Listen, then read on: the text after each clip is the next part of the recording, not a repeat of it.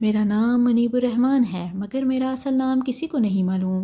یہ ان دنوں کی بات ہے جب مجھے ساہیوال کے ایک علاقے میں جاسوسی کے لیے بھیجا گیا تھا۔ میرا حلیہ فقیروں یا مانگنے والوں جیسا ہوتا تھا، اسی لیے لوگ مجھے پہچانتے نہیں تھے، ورنہ میں ایک اعلیٰ سرکاری عہدے پر فائز تھا۔ بہرحال آج کل میں کچھ بھی دیکھتا اسے اپنے محکمے تک پہنچا دیتا تھا۔ ہمیں ایک ایسے شخص کی ضرورت تھی، بلکہ تلاش تھی، جو کہ اسی شہر میں اپنا بیس بدل کر پھر رہا تھا۔ ہمیں اس تک پہنچنے کے لیے بہت زیادہ محنت کرنی پڑ رہی تھی کہ وہ یہیں پر آ کر آباد ہو چکا تھا۔ اس نے اپنا سب کچھ اس طرح بدل رکھا تھا کہ اس کا ڈھونگ شاید کوئی بھی نہ کھول سکتا۔ تبھی میں نے ایک فقیر کا روپ دھار لیا اور مختلف گلی کوچوں میں پورا دن بیٹھا رہتا اور آنے جانے والوں کو دیکھتا رہتا۔ کبھی ایک دن میں ایک دکان کے سامنے بیٹھا تھا، اللہ سے دعا کر رہا تھا، خدا کوئی ایسی صورت نکال کہ وہ منحوس میرے ہاتھ لگ جائے جس نے ہماری نیندیں حرام کر رکھی ہیں اور ملک میں بھی امن و امان کی صورتحال کو خطرہ ہے۔ اس قدر شاطرانہ دماغ کو پکڑنا کوئی آسان کام نہیں تھا۔ پھر اس دن میں دکان کے آگے بیٹھا تھا کہ میں نے دیکھا ایک عورت جس نے بہت خوبصورت لباس پہنا ہوا تھا دکان کے اندر داخل ہوتی دکھائی دی۔ دراصل وہ دکان کے سامنے اس لیے بیٹھا تھا کیونکہ یہاں آنے جانے والوں کی تعداد بہت زیادہ تھی، اور یہ بات 2-3 بار نوٹ کر چکا تھا۔ یہاں سے لوگ سودا کم لینے آتے اور دکان میں گپ شپ کرنے یا دکان کے پیچھے بنے گودام میں زیادہ تر جا کے لوگ بیٹھ جاتے۔ اس بات کی وجہ سے میں اس دکاندار پر شک کرنے لگا تھا۔ دکاندار بہت ہی زیادہ خاموش طبع انسان تھا، جو بھی آتا اسے اس کی مرضی داموں کی چیز دیتا تھا۔ میں نے بھی 2-3 بار اسے چاول خریدنا چاہے، جب میں نے بھاؤ تاؤ کیا تو اس نے مجھ سے جان چھڑانے کے لیے مجھے میری مرضی کے بھاؤ پر چاول دے دیے تھے، حالانکہ وہ بہت ہی کم قیمت بنتی تھی۔ اس بات سے میں اور زیادہ شک کا شکار ہو گیا تھا۔ بہرحال اب میں نے عورت دیکھی تھی، اس کی خوبصورتی میری توجہ کا مرکز بن گئی تھی۔ وہ عورت بے پناہ خوبصورت تھی۔ وہ عورت آئی اور اس دکاندار پر غصہ کرنے لگی۔ غالباً یہ اس کی بیوی ہی تھی۔ بیوی کے علاوہ تو کوئی کسی کو حق نہیں ہوتا کہ وہ کسی شخص پر اتنا غصہ کرے۔ اب میں دکاندار کا تماشا دیکھ رہا تھا۔ دکاندار سر جھکائے اسے کچھ کہنا چاہ رہا تھا، مگر وہ عورت اب باضد تھی۔ وہ بار بار دکان کے پیچھے بنے گودام کی جانب اشارہ کر رہی تھی۔ دکاندار اسے سمجھا رہا تھا۔ میں بھی موقع کی نزاکتوں کو سمجھتے ہوئے سڑک پار کر کے دکان کے کاؤنٹر کے آگے بیٹھ گیا تھا تاکہ ان کی باتیں غور سے سن سکوں۔ وہ عورت بار بار اپنے شوہر سے کہہ رہی تھی، مجھے اپنا گودام دکھاؤ، میں جانتی ہوں وہ وہیں پر ہے۔ میں سوچنے لگا کس کے بارے میں بات کی جا رہی ہے، آخر اس نے دکان میں کیا چھپا رکھا ہے۔ تبھی وہ عورت دیوار نما گودام کی طرف بڑھی تو اس آدمی نے اسے روک کر چہرے پر ایک تماچا مارا اور بولا، تجھے سمجھ نہیں آتی بدبخت عورت، میں نے تجھے کہاں کہاں لا کھڑا کیا، تو نے میرے سامنے زبان چلاتی ہے۔ مجھے نہیں چاہیے ایسا رتبہ اور مرتبہ، تم مجھ سے سب کچھ لے لو پر مجھے سکون دے دو۔ مجھے تمہاری وفاداری سے غرض ہے، تمہاری دولت سے نہیں۔ میں نے تجھے آج تک زندگی کے ہر آسائش دی ہے۔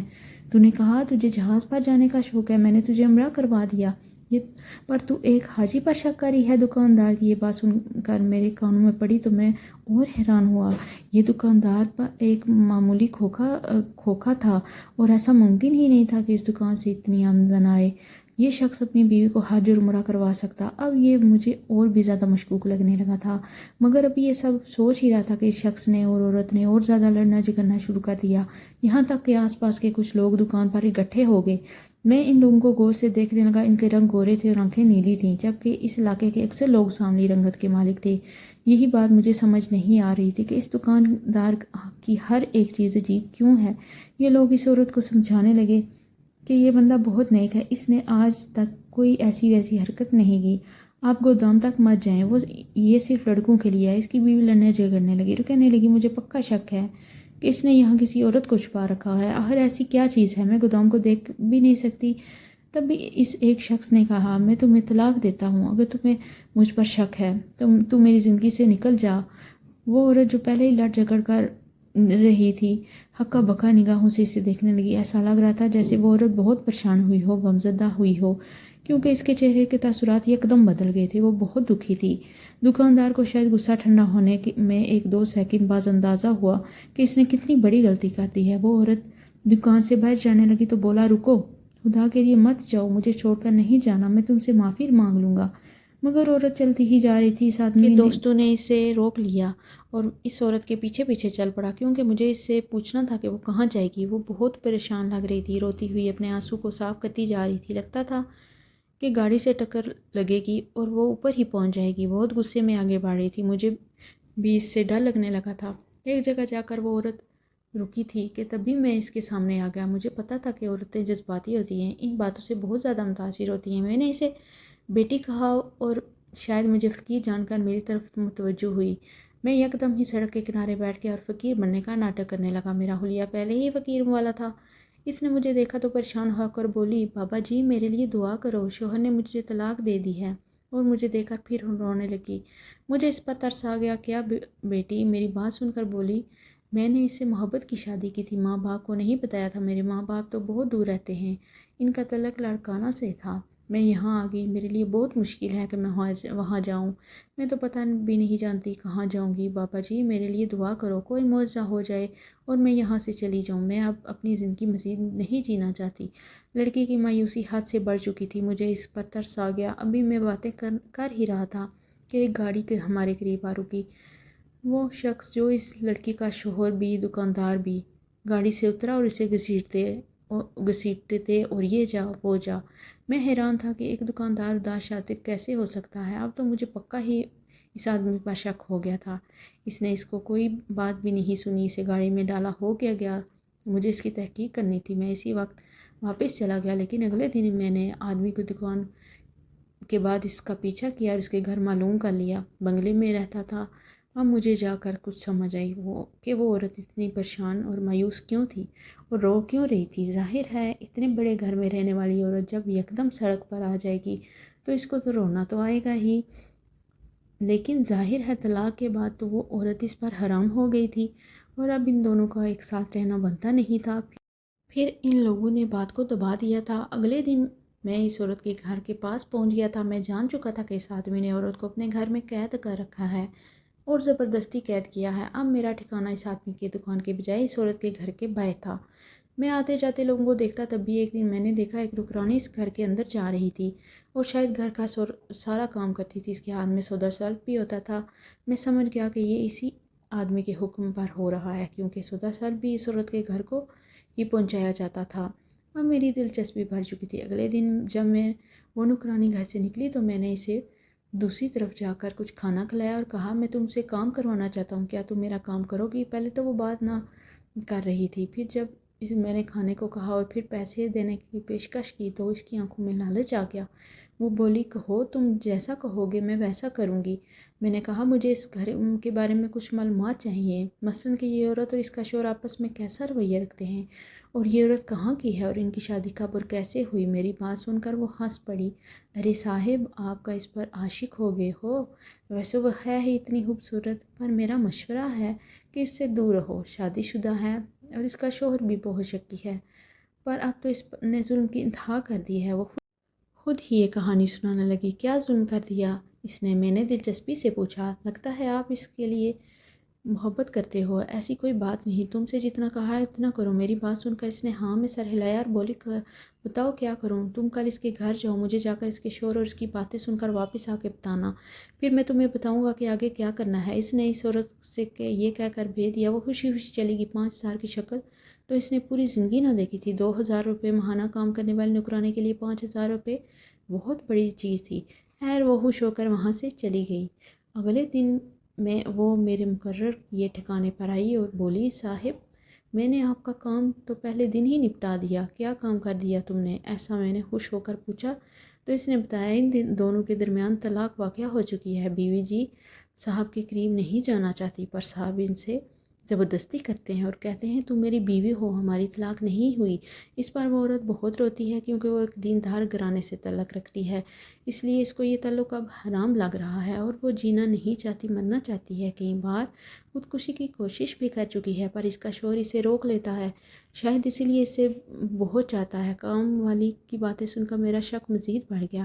اسے اگلے ہی دن اس کی دکان پر چلا گیا اور مجھے دیکھ کر نہ جانے کیوں یکدم گھبرا گیا، شاید اس لیے کہ میں نماز پڑھتا تھا اور وہ نماز نہ پڑھتا تھا۔ میں نیک تھا اور وہ گناہ گار تھا۔ یہ میں کوئی اپنی تعریف نہیں کر رہا، پر پورا دن وہی رہتا، اپنی دکان ادھر سے ادھر نہ ہوتا، نماز پڑھنے تو دور کی بات، وہ سلام کا جواب بھی نہیں دیتا تھا۔ آج میں اس کی دکان میں فقیر کا حلیہ بنا کر نہیں بلکہ ایک مولوی اور عالم دین کی صورت میں گیا۔ میرے چہرے پر داڑھی کی سنت کبھی تھی جب میں نے سفید رنگ کی شلوار قمیض پہن رکھی تھی، مجھے دیکھ کر وہ گھبرا گیا اور بولا مولوی صاحب آپ یہاں کیسے ہیں؟ میں نے کہا کیسے نہ آتا، تمہاری حرام کاریوں کے بارے میں سن کر آیا ہوں، تم نے اپنی بیوی کو طلاق دے دی ہے، تم اس کے ساتھ رہتے ہو، تمہیں شرم نہیں آتی؟ یہ اسلامی معاشرہ ہے، کچھ تو خیال کرو۔ آس پاس کے لوگوں نے تم دونوں کی لڑائی دیکھی ہے، تم دونوں کی طلاق سب لوگوں کے سامنے ہوئی ہے، اور اب تم اپنی بیوی کو طلاق دینے کی بجائے اپنے ہی گھر میں رکھ لیا ہے۔ مولوی صاحب یہ ہمارا ذاتی معاملہ ہے۔ اس نے کہا تمہارا ذاتی معاملہ نہیں ہے، یہاں اور بھی لوگ رہتے ہیں، تم ایک مثال قائم کر رہے ہو کہ طلاق کی کوئی حیثیت نہیں ہوتی، مجھے تمہاری یہ بات اچھی نہیں لگی۔ میں اس علاقے کا امام ہوں، مجھے یہاں کے اصول پتہ ہیں، اگر تم اپنی بیوی کو اپنے گھر میں نہیں بھیجا تو بہت برا ہوگا۔ میری بات سن کر وہ کچھ پریشان ہو گیا۔ کیا کوئی صورت نکل سکتی ہے؟ ہاں صورت تو نکل سکتی ہے، اور کیا تم اس سے واقف نہیں ہو؟ میں نے کہا تو وہ گھبرا گیا۔ واقف تو ہوں مولوی صاحب، لیکن کیسے کروں آپ بتائیں نا۔ ارے بھائی کیا تمہیں حلالہ کا نہیں پتہ؟ تم کہ کسی ایسے شخص پر جس سے تمہیں بھروسہ ہو اسے اپنی بیوی کا نکاح کروا دو، اور اگر وہ اس کے ساتھ خوش ہے تو پھر تم ان کی طلاق بھی کروا سکتے ہو، اور پھر اسی کی ہو کر رہے گی۔ اگر تمہاری بیوی واپس آنا چاہے تمہارے پاس تو وہ شخص اسے طلاق دے کر تمہارے پاس بھیج سکتا ہے، پر اب مرضی تمہاری بیوی کی ہے، اگر وہ تمہارے پاس نہ آنا چاہے تو تم اس کو زبردستی نہیں لا سکتے۔ میری بات سن کر وہ آدمی متحمل مزاجی سے بولا، دیکھو مولوی صاحب، تم میرے معاملات میں فساد برپا مت کرو، میرے لیے یہ حلالہ وغیرہ بڑی مشکل بات ہے، میں اپنی بیوی کو کسی اور کے پاس نہیں جانے دے سکتا، چاہے میں اس کے قریب نہ جاؤں، لیکن میں اسے طلاق بھی نہیں دے سکتا۔ ارے بھائی تمہاری طلاق ہو چکی ہے، میں نے زور دیتے ہوئے کہا۔ اچھا رکو میں تمہیں ایک چیز دکھاتا ہوں، تمہارا دل بدل جائے گا، اور مجھے بتانا۔ یہ کہہ کر اس نے مجھے آنکھ ماری اور اندر گودام میں چلا گیا۔ واپس آیا تو اس کے ہاتھ میں کالے رنگ کا تھیلا تھا۔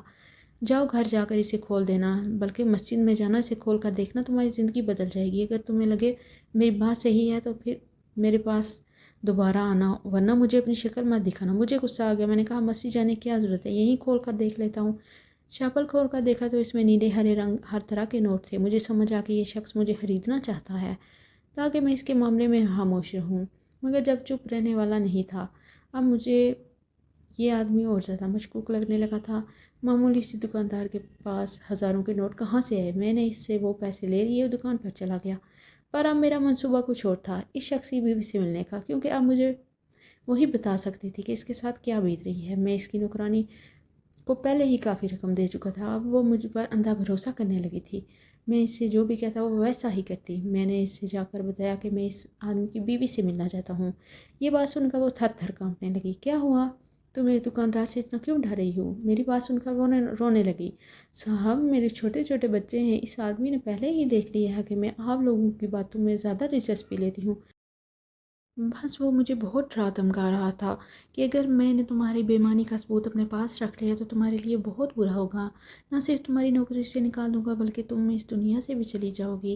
میں اس کام والی کی بات سن کر ہنس پڑا۔ میرے ہوتے ہوئے تمہیں ڈرنے کی ضرورت نہیں، میں اس عورت کا عاشق نہیں ہوں، تم سب کا محافظ ہوں، تمہیں جیسا کہا ہے ویسا کرو۔ میری بات سن کر وہ عورت کچھ مطمئن ہوئی، اسے تسلی ہو گئی تھی، پر شاید وہ ڈر بھی رہی تھی۔ بولی ایک دو دن تک اس نے دکان کا سامان لینے کے لیے کسی دوسرے شہر جانا ہے، آپ اس دن آ جائیے گا، میرے پاس اس کے گھر کی چابیاں ہیں، میں آپ کو اس کی بیوی سے ملوا دوں گی۔ ویسے بھی وہ خود بہت پریشان ہے۔ اس عورت کو ساری بات سمجھا کر میں اپنے گھر آ گیا۔ ادھر محکمے کی تحقیق کا زور بھی بڑھتا جا رہا تھا۔ ہم لوگوں کے پاس اب صرف ایک ہفتہ تھا اس شخص کو پکڑنے اور بے نقاب کرنے کے لیے۔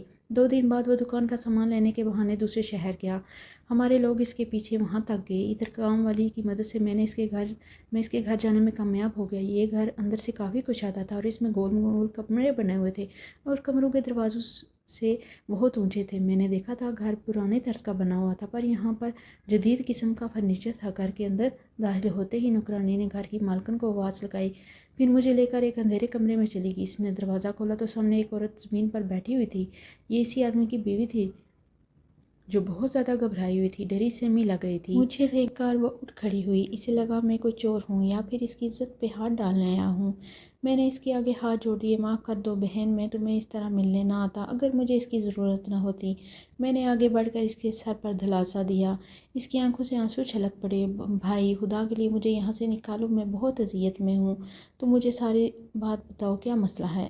اس نے کہا کہ آپ دوسرے کمرے میں آپ کو ساری حقیقت بتانا چاہتی ہوں۔ میں جس عذاب سے دوچار ہوں وہ میری زندگی کو کھا لے گا۔ نہ بھی کھایا تو میں یہ سوچ کر پاگل ہو جاؤں گی کہ وہ مجھے دوسرے کمرے میں لے گئی۔ سفید کپڑے میں لیے بہت سارے بت کمرے میں پڑے تھے۔ اس نے جیسے ہی کپڑا ہٹایا میرے سامنے وہ بت اور مورتیاں آ گئی۔ میں نے دیکھا وہ کمرہ بتوں سے بھرا ہوا تھا۔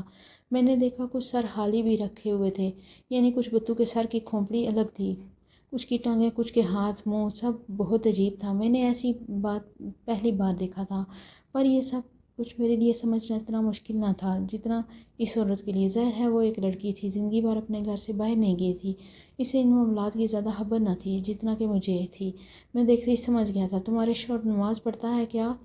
میں نے اس سے پوچھا۔ نہیں جی، کوئی نماز نہیں پڑھتا، بس پورا دن اپنے کام میں مصروف رہتا ہے۔ قربانی کرتا ہے؟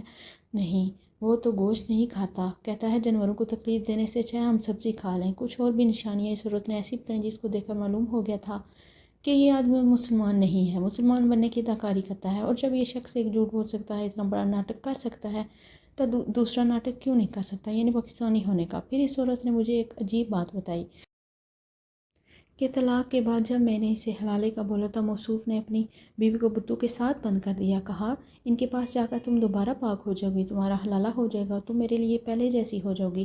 حالانکہ وہ ایک نیک اور پاک باز عورت تھی، میں نے اس کو جانچ لیا تھا، کسی شریف گھرانے کی لگتی تھی۔ میں نے اسے جب حقیقت بتائی تو وہ بھی حیران رہ گئی۔ میں نے کہا بہن تم ناراض مت ہونا، پر تمہارا شوہر پاکستانی نہیں، وہ ایک دشمن ملک سے آیا ہے، اس نے تم سے محبت نہیں کی، اس لیے شادی کی تاکہ وہ یہاں رہ سکے، اس پر لوگ شک نہ کریں، ورنہ تو وہ یہاں صرف اور صرف اپنی مشن کی تکمیل کے لیے آیا ہے۔ اس کے بعد تمہاری جان لے کر یہاں سے چلا جاتا، بہتر ہوگا تم اپنے ماں باپ کے گھر واپس چلی جاؤ، تمہارا شوہر تمہارے قابل نہیں ہے۔ میری بات سن کر وہ آنکھیں پانچ پھٹاتے ہوئے مجھے دیکھنے لگی۔ وہ بہت خوبصورت تھی، جی چاہا کہ میں ہی اس سے شادی کر لوں، پر میرے فرائض اور ذمہ داریاں مجھے اس بات کی اجازت نہیں دیتے تھے۔ خیر، اس شخص کو جو کہ دکاندار کے روپ میں اپنے نقلی نام کے ساتھ ہماری جڑیں کھوکھلی کر رہا تھا، ہمارے محکمے کے لوگوں نے اپنے بعد سے اسے گرفتار کر لیا۔ چاول لینے جاتا، سیالکوٹ، لاہور، شیخو پورا جاتا، پر ایبٹ باز جیسے پہاڑی اور پتھریلے علاقوں میں جا کر وہ پہلے ہی خود کو مشکوک ظاہر کر چکا تھا۔